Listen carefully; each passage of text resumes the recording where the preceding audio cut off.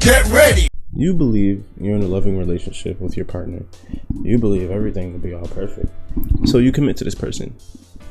Leave yourself vulnerable. One day he just ends up killing you and all your kids, along with himself, to cowardly avoid punishment. When I say something like that, you may think to yourself, yeah, but that doesn't really happen that much though, right? The Ottawa County Sheriff confirms tonight that the deaths of a family of 8 are being investigated as a murder-suicide. The husband suspected of killing his wife and 6 children, ranging in age from 5 to 15. Erica Erickson is here with us now. And Erica, this has left the community in total shock. Did you know every day about 3 women are killed by intimate or previously intimate partners?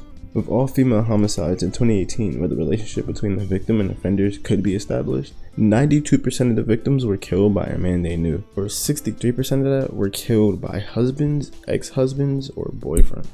This to me clearly shows an extremely worrying, yet just conclusive statistic that misogyny has been growing ever so strongly instead of dissipating like they try to portray. I strongly want to urge all the women around the world to always keep a taser and a fucking knife, at least until you get one. You never know, these motherfuckers be having CC immunity. Be careful. And please, I hope no one sees this as a call for violence. This is truly a cry for protection. I would love to be able to be a goddamn Valkyrie and rain from the sky anytime a woman was in need, but it's just not possible. And it does bother me how many people are losing their lives to this kind of shit every day. It's not something being more publicized or being handled very well, I feel. On May 24th, Romero drove to her home to return the iPad a few days after the breakup. She walked outside to meet him. The conversation quickly turned into an argument. The friend remained on the phone long enough to hear the confrontation escalate before hearing multiple gunshots followed by Maya screaming. Investigators recovered approximately 20 spent rifle casings scattered across the scene. Romero was later arrested and booked on 1 count of second-degree murder. I feel like there's a few counter arguments I can smell cooking in my comment section. I feel like I'm starting to learn the people that are already don't like me. I got you. This is a video I'm super serious about, so I really just want to leave no room for any arguments. So I pondered on this subject from the perspective of someone who would disagree. And before you type it out, I want to tell you, yes, it's true, actually. The fact that the victim is a woman establishes literally nothing other than the sex of the victim. Very true. That pretty much is saying that necessarily the motive for the killing wouldn't technically be a hate crime or an action done with some kind of motivation of hatred or contempt towards women. I can agree that not every homicide in this category was done because she's a woman. There's plenty of psychos that lose their mind and kill people every day. So to maybe a more intelligent person, the response I see is the fact that many may assume the motive before it's been established. And that's very true as well, actually. The thing about that, though, to me, is that in 2018, I think of all the homicides, women were like 23%. So I can give you 5. I can give you 5 in your idea of women that were maybe killed for a certain subset of reason. Wrong place, wrong time, association to certain people, whatever the reasons may be, etc. I can give you a good 5%. The crazy part is that murders can be framed and used to sugarcoat the actual gender pattern that's associated. Femicide isn't simply some woman just randomly being murdered. The concept focuses on killings where being a woman or a girl is a part of the context or even the motive. So that's why it involves oftentimes intimate partners or misogyny and stuff. But I do believe that to even get here at certain times, you have to hold that, and I think that's what makes the point stand strong. For analogy's sake, I'm gonna give you an analogy, and it's just for analogy. It's just for an analogy. Emmett Till, the men that owned up to killing that black boy, can say they had a reason, but the level they took it to, the means of murder they underwent. I mean, they beat his face in and shot him in the head, then used the same 70-pound fan that they forced him to push and carry around to wrap around his throat and throw him in the water. I mean, I don't think that would have happened if it was a white boy.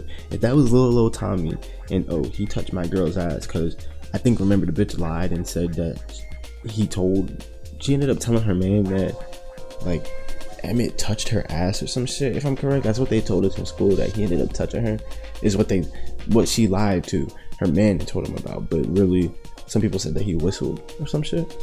If it was little old Tommy, he touched my girl's ass, and they would have went and jumped him, kicked him in the stomach, spit on him and say, leave my property alone, because they didn't actually give a fuck about the bitch, What I'm trying to say is that the circumstances after the killing matter just as much as what you can get from during the investigation.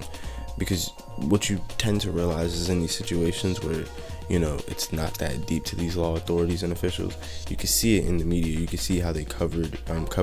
You can see the victim blaming. Sometimes authorities interpret, domestic violence and can affect whether warning signs are recognized or not. I'm just assuming if you're a racist, you're probably also a misogynistic piece of shit. That's just my guess. That's just my little, you know what I mean, little field spell I'm gonna throw out there. So my point is that race can be the driving factor of violence, but not the purpose of the reason. Shit kicked off when you have hatred for something. Then you find a reason and then release what you've been feeling after you find it. So you have a crazy ass man behind 4 walls who possibly wants to kill you at any point in time, but he doesn't even know himself. And prior to that, you know, murder, possibly, the abuse is invisible in these homicide statistics. Like, you can't see the threats, you can't really report much about the stalking unless you get caught. All of these things are you being caught. The coercion, the control, the domestic violence. Is someone able to catch you and hold you accountable is what's really important. And unfortunately, a lot of these cases, it doesn't work that way. This really does affect society in way more ways than one, but I want to focus on just one. That's really the growing distrust in relationships and households. Being a young woman or even a young man and thinking about if your dad is going to wake up one day, grab his gun, shoot your mom, your other siblings, and then kill himself must be probably the scariest fucking thought in the world.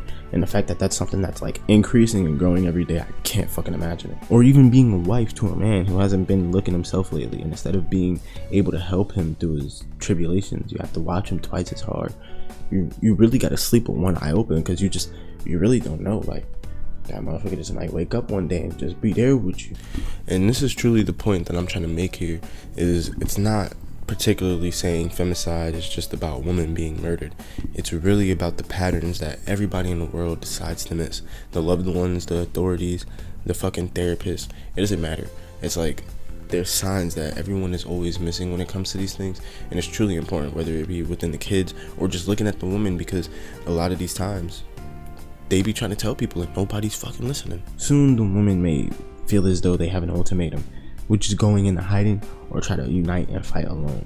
Regardless, I want neither of those outcomes, because separation is a bitch, isn't it? If they go into hiding and fighting for women's rights becomes a dormant force, then the oppressors win, because they can push whatever and do whatever they want to. And it's definitely weird, because it's like asking your possible suspect to be an ally. You know, it's not even considering the kidnappings, the attempted murders, the things like that. It's a fear that they have behind us, that the only people that really can fix it is men. We have to take accountability and do something different.